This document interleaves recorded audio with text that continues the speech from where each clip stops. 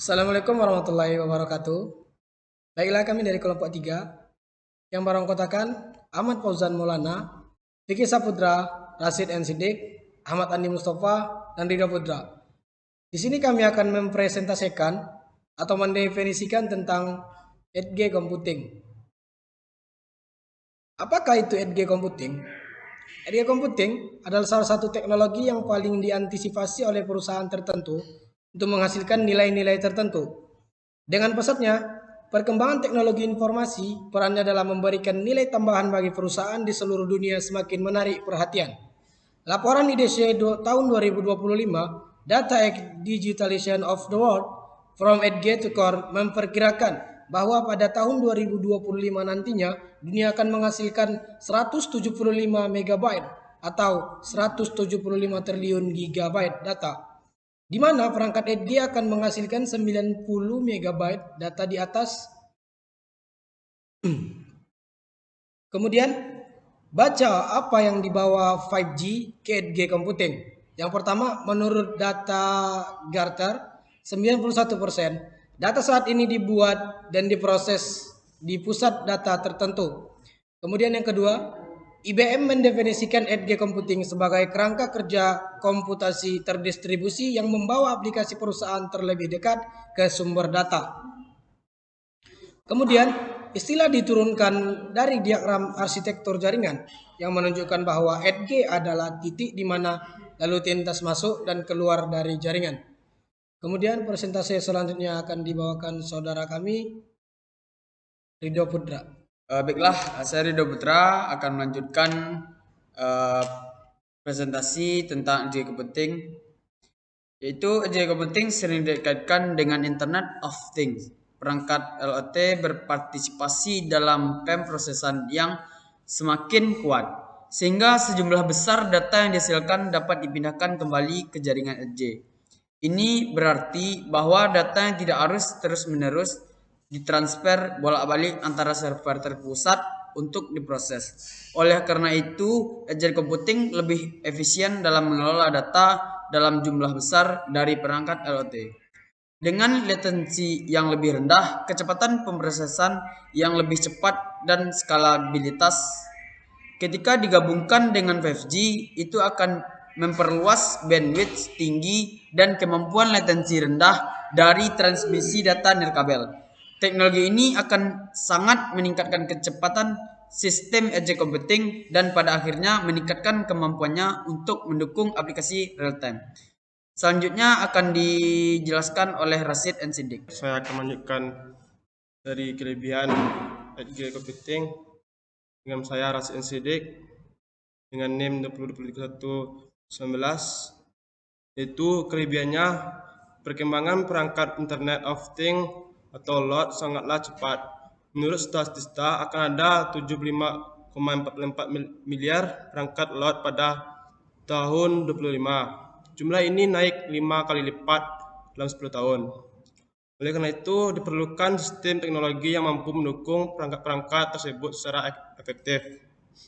Banyak pakar menyebut bahwa edge computing adalah sistem yang tepat untuk menopang kinerja LOT. Dengan edge computing, sebagian besar proses komputasi akan dipindahkan ke tepi.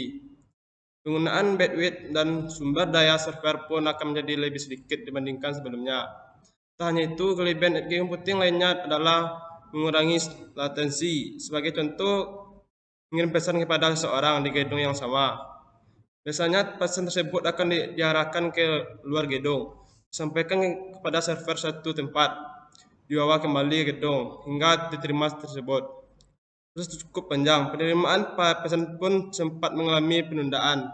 Namun dengan edge computing, pesan tersebut bisa diterima dengan cepat oleh orang lain. Baiklah, saya akan melanjutkan hasil presentasinya. Gimana kekurangan dari edge computing adalah meskipun terkesan canggih dan sederhana, nyatanya edge computing tetap memiliki beberapa kekurangan. Salah satu kelemahan edge computing adalah dapat meningkatkan kemungkinan serangan terhadap perangkat Internet of Things atau LOT. Sejatinya, kamu memerlukan lebih banyak perangkat LOT dapat proses edge computing seperti server edge dan perangkat dengan sistem komputer yang kuat.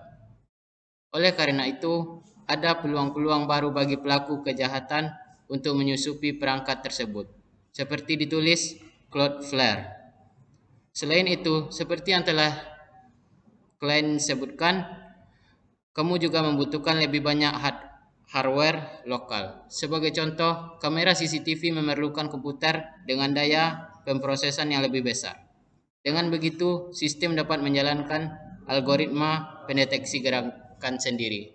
Ya, baiklah, presentasi selanjutnya yang akan dilanjutkan oleh Vicky. Baiklah, saya akan melanjutkan presentasi dari Ozan tadi. Definisi 8G computing. Seorang harus melihat beberapa dari klien ini dengan tingkat skeptisme. Hampir tidak mungkin untuk menghitung jumlah pasti perangkat yang terhubung ke internet.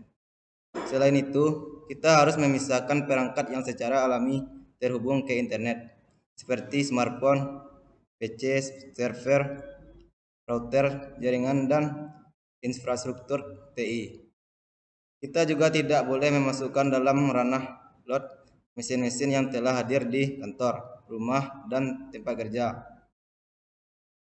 Selama beberapa dekade yang dasarnya terhubung melalui beberapa bentuk jaringan, kita tidak menyertakan printer, kantor, mesin fotokopi, atau pemindai sebagai bagian dari spektrum load.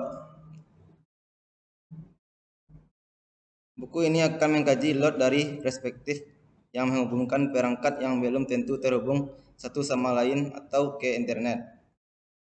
Perangkat ini mungkin secara historis tidak memiliki banyak jika ada kemampuan komputasi atau komunikasi. Dengan itu, kita menyertakan bahwa perangkat secara historis memiliki biaya, daya, ruang, berat, ukuran, atau batas termal. Analisis lebih lanjut ke dalam komponen aktual yang digunakan dalam perangkat load, mengungkapkan pola menarik lainnya, seperti yang telah disebutkan. Sebagian besar perangkat yang melalui protokol standar, namun grafik berikut menunjukkan perbedaan dalam jumlah komunikasi dan prosesor versus jumlah sensor yang dikirim.